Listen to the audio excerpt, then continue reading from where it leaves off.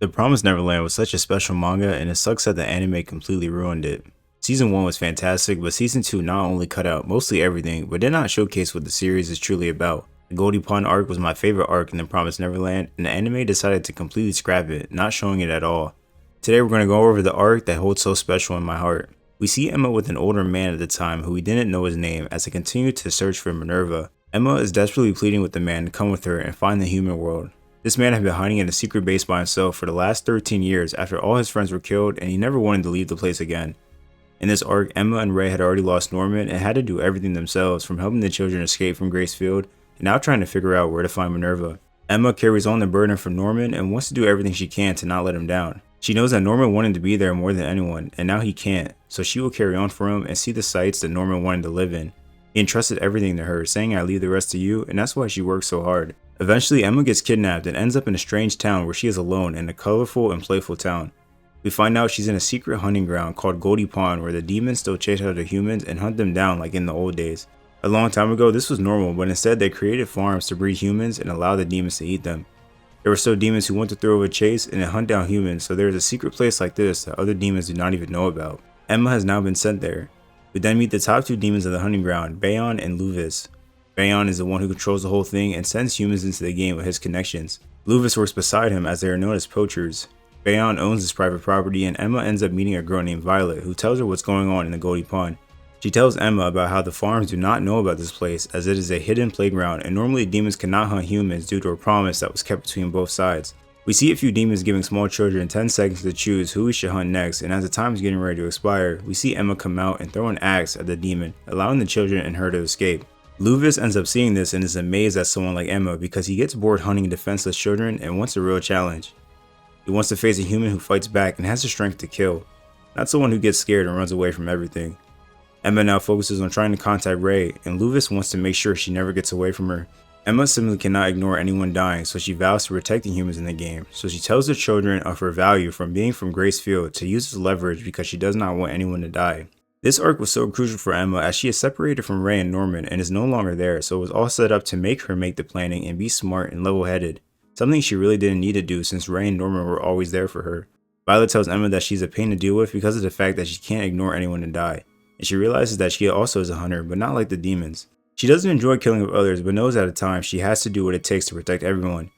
One of the little children comes back after telling Emma that Luvis killed two of them, and Emma is completely shocked. He tells the little boy to tell Emma that she should let that fury guide her and to take revenge on him. She should join the hunt and come at him. He knew that killing some of the children would make her upset and hopefully give her rage to eventually come for him. She is completely upset as she planned a route and everything for them to escape, only for Luvis to completely outsmart her. She wasn't able to save Jake and Monica, and she feels hopeless as she couldn't do a single thing. She didn't want to let anyone die within her reach, but her reach simply wasn't good enough this time. Violet ends up taking Emma to a secret base where she wants her to meet someone. From there, she meets Violet's comrades, who are a resistance group of her children from another farm called Grand Valley. From there, she meets their leader named Oliver and the other 8 members of the resistance group. They all know the truth of the Goldie Pond games and have been able to stay alive so far and hide from the demons. Oliver asks for Emma's help because she knows the truth about the demons and still wishes to face them. Emma also wants to destroy this place and accepts Oliver's help. Emma eventually meets a man named Lucas, who the other older man always talked about, that he thought was dead. He is a secret leader of the resistance group that not many others know about. Lucas finds out that his friend is still alive and gets emotional after his long-lost friend is still alive after 13 long years. Lucas tells Emma about a secret door that can only be opened with a key, and that happens to be Emma's pen that she got in Gracefield. We then see Ray and the old man once again as they are looking for a way inside the Goldie Pond, and they see that the pond is underground and hard to detect from the outside. Ray and the old man attempt to break into the Goldie Pond. Emma and Lucas make their way back to the door where Minerva held it. They always had thoughts thinking why would Minerva call them to a place like this. They open the door to find a monitor room with cameras and intel. Outside even more, they find a lake that looks golden. This was the Goldie Pond. Emma and Lucas make their way up through the Goldie Pond and find a telephone ringing. On the phone call, they hear a recording from Mr. Minerva himself, who tells them that the elevator used to be a way to cross into the human world, but the path no longer works, as Mr. Minerva was portrayed by a trusted confidant, and now the Goldie Pond is being used as a hunting ground, which it never was before. Mr. Minerva wishes them the best of luck and allows them to choose to try to escape into the human world or cause rebellion going to war with the demons.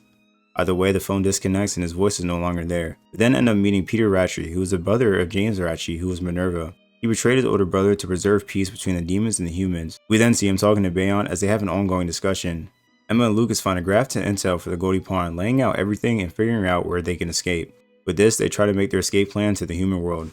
In this arc, we also see that Norman is still alive, which is a huge shock in this arc as he was thought to be forgotten. They showcase his return in the anime later on with Emma, but it still wasn't said correctly as we get to see what Norman was doing at the time after he got sent away. We see Norman be put through a bunch of hard tests and questions to provide research, and he completes every question, getting nothing wrong.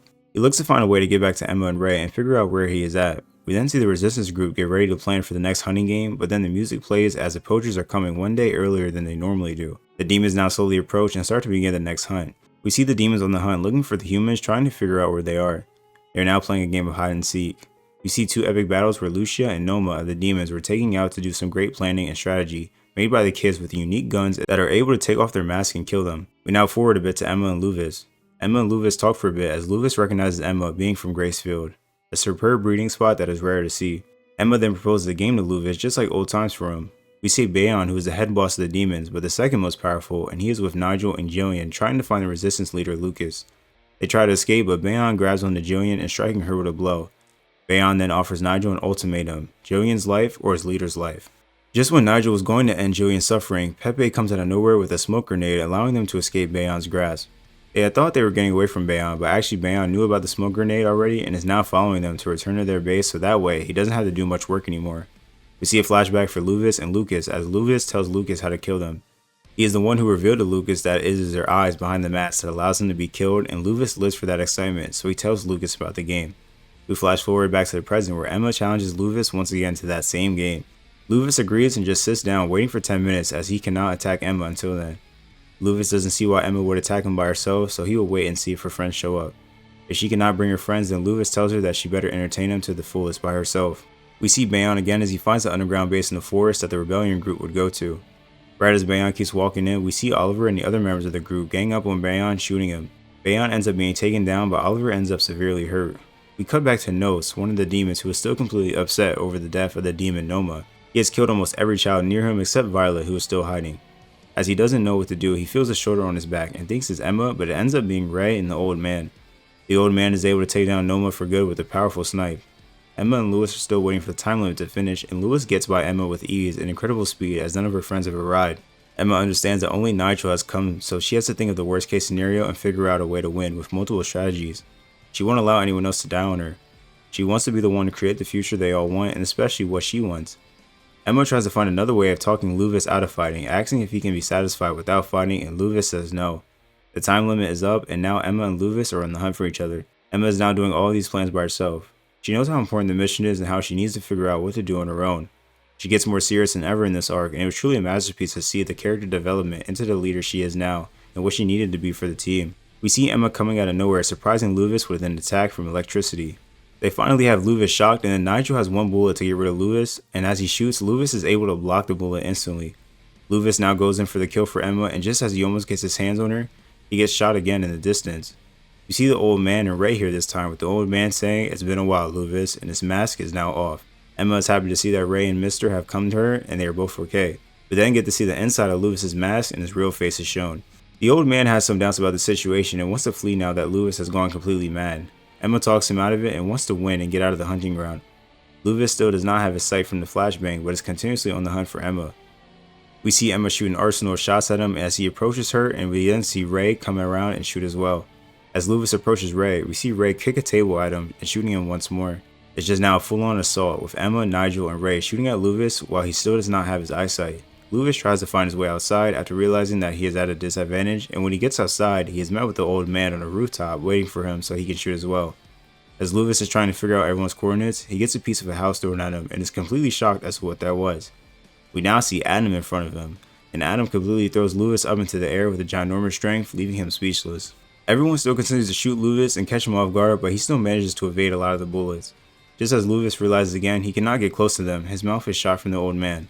Luvis' sight slowly starts to return, and he sees Adam and punches him into a house. Just as they fire more at Luvis, he is able to get his claws into Emma. We see Emma on the floor as she is close to death. She explains what is happening to her as it is dark and cold. She can sense the blood leaving her body. Only her wound is burning and hot and painful. Her body is numb and it won't budge. She's really sleepy. She starts to hallucinate and see her friends. Everyone crying around her as they need help, and she realizes that she needs to get up and defeat Lures. She needs to return to her family. Everyone is counting on her, and this is a huge moment for Emma as she understands the burden she carries. She still has something to do, something to achieve, so she has to get up and move. She can't die yet. She doesn't want to die. We see her slowly fading away into black, and she can't get back up. Just as she is sinking, she has Norman at her side in her dreams, swimming her back up. She can't give up because she still has something to do. We then see Emma stand up once again. She needs to reach the future she wants, so there's still something that she has to do. Everyone is shooting at Luvis, but Emma's bullet specifically was different. Luvis notices this, and the bullet is actually a flashbang. With this, Luvis was defeated and has now lost. As they have now won, we see Emma collapse to the floor with Ray at her side. We see the old man carry Emma to hurry and get her and the others treated. They were able to carry out the plan and use the emergency destruction to blow up the entire Goldie Pond, and this was the first step to changing the world. This arc was honestly my favorite arc in the whole series of The Promised Neverland. It really defined Emma and a huge character arc for her, as she had to come up with plans on her own and meet new people.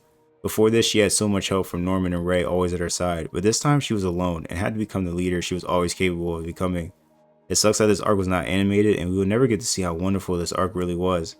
This arc completely changed the fate of the crew, as they figured out a way to defeat demons and knew more about the world since leaving Grace Field. A lot of events occur right after this, allowing them to prepare themselves even more from this arc.